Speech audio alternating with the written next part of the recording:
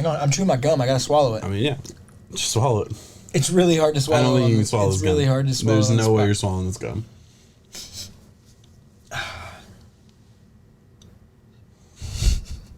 You make me laugh. I could die. Okay. Okay. I'm not gonna make you laugh. I'm not gonna tell you any jokes. You don't know what you're fucking tampering I'm not gonna with tell right you now. a You're joke. a bitch for that. You want me to die.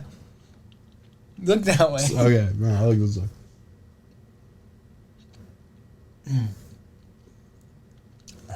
It's gone. Okay.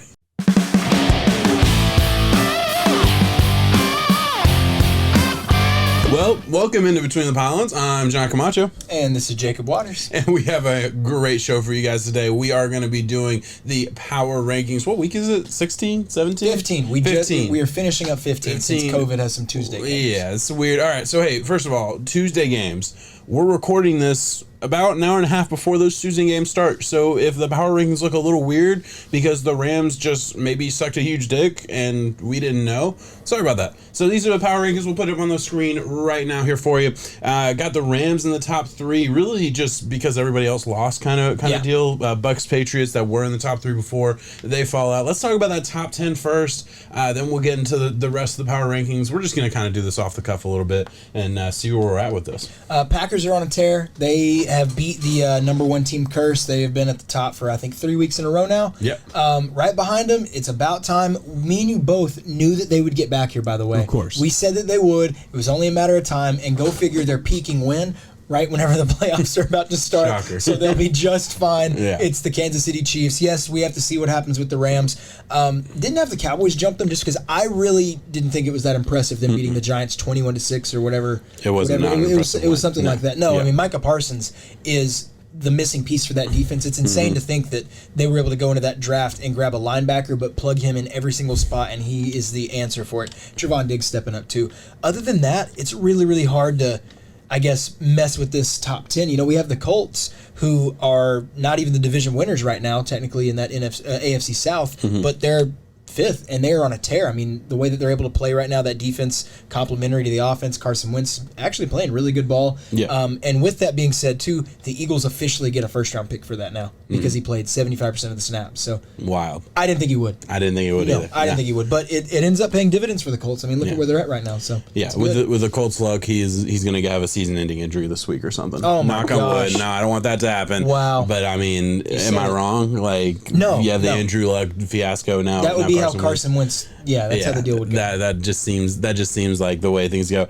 Can anybody beat the Packers right now? Like, are they a step above? We talked about they were the number 1 for a couple weeks. I'm looking at it. It's like the Bucks look terrible this week. You know, went scoreless against the Saints. Now I understand they lost their entire offensive firepower. I get that, and that's like I'm not shitting on the Bucks really that hard. But we don't know when those guys are going to come back, and there's going to be some question marks about this team to get back to where they need to be competitive in the playoffs. You know, Cowboys seem to be so cut and dry, so hit and miss week to week. You just never know what Cowboys team you're getting. Rams, honestly, kind of similar. Can anybody beat this Packers team? It's very volatile. I would say your best bet. I mean, and of course, there's any given Sunday. Of course, yeah. I think the Packers' main thing is getting to ride behind the MVP right now in Aaron Rodgers, who I do think he will be the MVP over Brady if the season continues as it is. That's just a big old FU. Who do you think's the MVP? I think it's Jonathan Taylor's winning it this year. No, I don't think so. I think it's next to. It's damn near impossible. And on the rankings too, it's Rodgers, Brady, and then Taylor's tied for 3rd. I get it. I almost bet it this weekend after seeing the stats. He's at plus 1,000. He was at plus 2,000 coming into the week. So he had a big jump up. I almost got it at plus 1,600, and I didn't end up betting it, but I really wish I would have, and I probably still will bet it at some point. I think it's his to lose. I really do. I think, well, I mean, it's not his to lose. I think if he continues to play at the pace he has played at, he's going to win it because first of all, he does have an extra week, but in the 15 games that have been played already, he is on pace with every single other MVP winner. Your guy, Adrian Peterson, he's on pace with every single one. He's killing it. He is very literally the most impressive player in football right now. He is the most impactful for their team, for any other team. He is carrying this Colts team. I think he is the definition of most valuable player. And granted, look, I get it. Running game, like you have an offensive line. Like in all reality, no. I get that you could probably plug in a lot of running backs. I think you could plug in a lot of running backs. I completely agree. I do. But he's the running back behind that offensive line right now. He's the one driving this team right now. And is Aaron Rodgers really going to win back to back? Is Tom Brady really going to be able to take it with all those weapons lost? With the weapons lost, that's where Brady's starting to trend down, and Aaron Rodgers for sure. I see that, but listen, Derrick Henry hit 2K last year. Look, what happened last year? Was Aaron Rodgers just that phenomenal? Aaron Rodgers had a better year last year at this point in the season than he did this year. Have this year. Yeah. So you're saying that it would just be based on the fact that the other competition, because that's a quarterback award. I'm saying a running back can have an insane year, and if another quarterback has an insane year, the quarterback's going to win every single time. I don't see a quarterback having that insane year that will take it away from Jonathan Taylor. I agree in saying yes, just because I don't think statistically, even with the extra game added on, that any quarterback is just blowing it out of the water necessarily. But I mean, Derrick Henry has been out for 6 weeks, and he's still fourth in the league in rushing. There's not a lot of running backs out there that are tearing it up. Yes, Jonathan Taylor is playing. But that speaks to my argument, right? He's playing like lights out for sure right now. He's clearly the best running back in the league. It's weird to see me arguing at the other side of it right now. I do think that. I don't think he's as impactful to this team's success as what you're making it out to be. He is very, very, very important to this team. I do think that the Colts could still be serviceable. I mean, Nyheim Hines has been playing really well for what they've been doing. He's oh my God. Nyheim Hines has played fine. Touchdown. Yeah. Nyheim Hines has played. I'm not saying shit on Nyheim Hines. I like Jonathan Taylor a lot. I'm just saying. What I'm saying it's not a lock. I'm saying it's not a lock. It's not a lock. There's a reason he's not the favorite. Yeah. I think he will win, and the reason is you look at this season. The second they start running behind Jonathan Taylor, giving him 25 to 30 touches a game. Yes, they're one of the hottest teams in football. They won every game. I agree. Listen, we're arguing the same thing. I'm just saying I don't think it's going to be given to a running back. All right, fair enough. They just don't do it. Fair enough. This is very much a podcast conversation. I also don't want my AP to be dethroned as the last running back to win it. So you're selfish is what you're doing. I'm not. I'm selfish on his behalf because Adrian Peterson is 10 times the guy Taylor is. Yes. Yeah. Okay. Yes. Okay. Yeah. Okay. Yes. I agree with that. I'm not going to argue that. All right. Let's move on. I dropped at 5, so you continue with the 6 and close out the 10. 6. Okay. So Bucks had a rough week. Patriots had a rough week. I don't think we need to harp on that too much. I think with the Bucks particularly, it's just injuries. What's going to happen with that? Patriots. I mean, they were outplayed. I mean, there's no other way to say it. They lost to what now is our top 5 Colts team too. Yeah, so that's fair. But I mean, it was a little surprising to see that. But again, it's one of those drops that's like, okay, they're still inside the top 10. Tough week. I'm not really losing faith in them. Bills jumping up, I think, was a little bit of a surprise to how much we brought them up. Just kind of, knowing how hot and cold this Bills team has been. And like, if you ask me, just point blank, I don't think they're a top 10 team in the NFL right now. That's like one of my biggest issue with the Bills right now. Obviously, they had a good week. They won, and they deserve to go up based on where they were and how the rest of those boards played out. So I don't have a huge issue with it. But I just look at the Bills overall, and it's like they can't beat. Maybe they beat the Patriots this week, and they proved me wrong, but they weren't able to beat the Patriots the first time. Yeah. They clearly had the better quarterback that could actually throw in that weather, and they still couldn't do anything. Granted, it's a team sport, I get it, but couldn't beat the Bucks. It seems like the Bills are this team that they're really good, but they're also kind of inconsistent versus good teams. I'll put it that way. I think there's a little caveat in the rankings because we had the Cardinals at 9. We had to punish them for losing to the Lions, and it was bad. It was a bad loss. But I guess you could technically, in my head, flip when the Cardinals are totally healthy, because they're not right now, and they lost to the Lions, so that's coming off of a really bad taste in our mouths. Terrible loss. Flip them technically, and from the Bills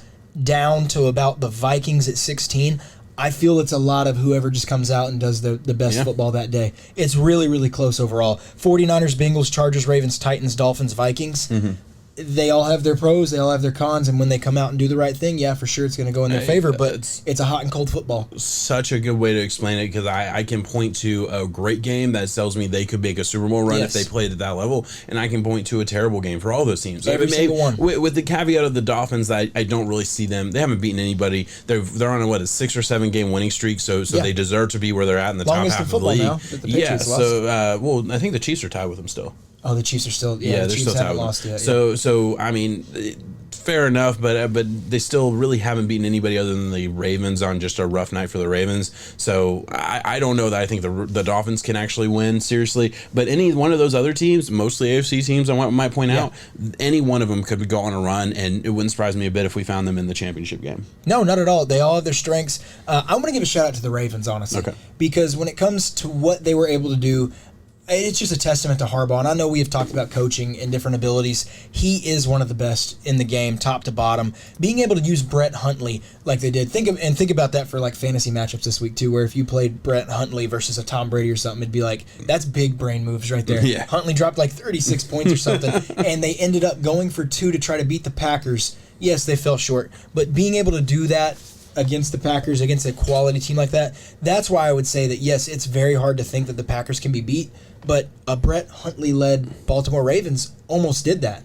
And, you know, you got to give the X factor with Lamar back there. I would like to think that would kind of tip it over in their favor. Mm-hmm. Huge thing that cannot be, and I've talked about it a lot. I'm very big on it, especially when it comes to the college game and when it goes to the pros, is home field. Mm-hmm. Having home field is monumental for a lot of these games, and it's going to be really monumental when the Packers clinch that 1 seed and the championship goes through Lambeau. Have fun having to play in that negative 10-degree weather, because it does not bother Aaron Rodgers at all. So other teams, it's going to suck, but home field plays a big part in these games. Ravens, they're on the outside looking in. It wasn't that long ago that they were 8-3. They're on a 3-game losing streak. There are two plays that if it would have gone in their favor, they're a 10-4 football team. Yeah, Mark Andrews where Lamar overthrew, and that 2-point where he should have thrown in the back of the end zone and didn't. I don't know. It would have been a tough throw in the back of the end zone, but.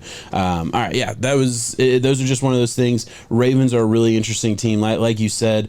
Looked good with Huntley, man. It's Huntley. I mean, he impressed in preseason. He's impressed in the moments he's had in the regular season. Lamar. Yeah, I mean, it'll be interesting to see what happens with Huntley. Will he get a chance to start somewhere? Obviously, I'm not saying he'll dethrone Lamar, but that'll be interesting moving down. Let's talk about the bottom half of the NFL. Let's just pick and choose here, and then we'll kind of have a little bit of a quick power rankings, because I feel like this week everything kind of just like stayed fairly copacetic as far as our rankings. Each team kind of stayed inside their range. You know, we have this upper echelon of teams. They traded places with a couple losses and wins here. We have that middle part that you mentioned from 8 to 16 that they just seems like they're all just kind of switching spots. And then we have this, you know, we'll say this third to last tier, Steelers to I'll say Broncos. That range technically fighting 17 for that last to 20. Yeah, playoff spot. They're all technically in the playoffs. They've none of them. There's a lot more bad to say than good, I feel like, right now. But Browns, you know, they're a team that any given week, it wouldn't surprise me if they come out and they ball out. They lost this week. They went down in rankings. They had nobody though. They were down to their third string quarterback. Yeah, well, absolutely. But I'm using them as just a random example of a team I that get what you're if saying. They're healthy and they have a good matchup, they can beat just about anybody. Yes. Raiders, I feel the same way. They had a tough, gritty game, beating the Browns actually, and you know, played well. Derek Carr got hurt, so it'll be interesting to see what happens with that. Washington Eagles, like I mentioned earlier at the beginning of the show, that game plays tonight for us. All right, well, this will be posted on Wednesday, and y'all will know the outcome of that game. We don't, so we just left them at 18-19. You'd like to give me a prediction? Yeah, I think Washington lost their entire team. Eagles are going to win. It should be the Eagles. Yeah, Eagles are going to win. There's no Heineke. There's no hero ball. There's no hero ball. They're playing. Who are they playing this week? I'm fairly certain. Well, they're playing each other. No, which quarterback are they playing this week? They just announced it. I can't even remember. There was rumors of Garrett Gilbert. Yeah, Garrett Gilbert. It was rumored that RG3 was going to come back. Oh, that would have been wild. I wanted that desperately, just for nostalgia's sake. Yeah. He played one game for the Cowboys. He was in a Heisman race at one point, wasn't he? I believe it. God, I don't want to say. I was about to say Gilbert. Oklahoma State or something like that. No, he was. I don't think he was Heisman race, but he was the number one quarterback coming out of high school. I think is what it was. Big name. Yeah, big name. Sure. It'll be interesting to see not how big name in the NFL. No, of course not. And it sucks. You know, there's a way that Washington can play some ugly football. I don't know if Scary Terry gets to play because he had a concussion last week. I'll be honest. I've lost track of how many guys they've lost. I can't. It feels like at this point in the NFL, and what's going to happen in the playoffs is who can peak at the right time, who can get healthy at the right time, and who can avoid all of these COVID mishaps right now. Because there are some massive news coming out for what could be a pivotal matchup for the Chiefs coming up this week, and they could be down Travis Kelce, Tyreek Hill. Yeah, have fun with that. And with that in mind, I really meant to say this at the top of the show, but I'll say it now. We did keep the whole COVID thing in mind and tried to not overreact to certain games. We tried to be realistic with the wins and losses, but we're really trying not to overreact to players being out for a week here and there. And it's not going to be the end of the world. It's unfortunate. COVID is it's lighting back up everywhere. We look at like trends, and you kind of get this 1 week. hiccup game, if you will, you know. And then if we start to see a trend on where it's actual performance based on the field or something different going on like that, you know, with the 3-game skids or whatever the case may be, then we start to really reflect it on the rankings. All right, last thing before we get into next week's matchups, because that's going to be an interesting conversation. Lions, are they playing themselves out of a number 1 seed pick? Yeah, I mean, they officially played themselves out of it, and right now it lies with Jacksonville, and Jacksonville is bad enough to where they're not going to give that up. Yeah, they already lost to the Texans. That doesn't seem like they probably don't have an easier matchup. Fight from the Lions, though? I mean, like, it's a good thing for what Dan Campbell's doing. It is. And at the end of the day, if you lose out on the number 1, there's multiple top-end defensive players that are coming out. So if you have the number 2 pick, you're either getting the Oregon kid or the Michigan kid. Or I'm sure there's some other players out there that I'm missing, but I'm just saying off the top of my head. If you have a top 5 pick, you're still getting a top 5 talent. And because right now there's not a clear shot number 1. Yeah, and why not, you know, all the young guys that team has, why not give a little bit of, you know, hope for those guys? It's just like, you know, I'm a Dolphins fan. Dolphins a couple of years ago, when they were terrible, they had a good little run at the end of the year. I remember we beat the Eagles when the Eagles were playing for something for real. You know, we beat a couple different teams that were down the stretch that it just gave you hope for next year. And it more than anything, this win, it just gives me hope for Dan Campbell. This team didn't give up. They didn't quit. Yeah, I think it's important because he was really showing his guys like, hey, we've been in so many, and they have been in so many close games throughout the whole season, and they finally got to see it pay dividends. And yeah, I'm sure when it comes to NFL draft order, it may not be the same as the Jags, but really, let's look at the Jags. They have no coach right now. That locker room is in turmoil. Whoever gets to step up next gets to decide, oh, do we pay James Robinson at running back? Do we want to go with the injured Travis Etienne, who I didn't even get to evaluate and draft myself? We have Trevor Lawrence, who knows what's going to happen. And it is just a decrepit defense. And we're talking about pick 1 versus pick 3 possibly or something. Yeah. Versus where the Lions have a lot of good uptick. They know that they got the right guy at coach. I would much rather have that be my future than sitting where Jacksonville's at right now. Absolutely agree. Never thought I would say that too. Yeah, no, it's a wild thing to say, but I do absolutely agree with you. All right, we'll cut right here, and we will be back with next week's matchups. All right, and we are back looking ahead. John and I both, we have an interdivision matchup, and then we have a cross-conference matchup that we think is really going to shake up some of these rankings. And I'll start it off, and it's for the AFC North right now. We have the Ravens, and we have the Bengals. Bengals trending up. Ravens battling back, but we get to see Lamar come back to it. Hopefully. Last time they played, Last time they played, the Bengals stepped up, and we said, you know, Bengals were sitting at like 14, 13, something in our power rankings. We said, they need to come out and win this game.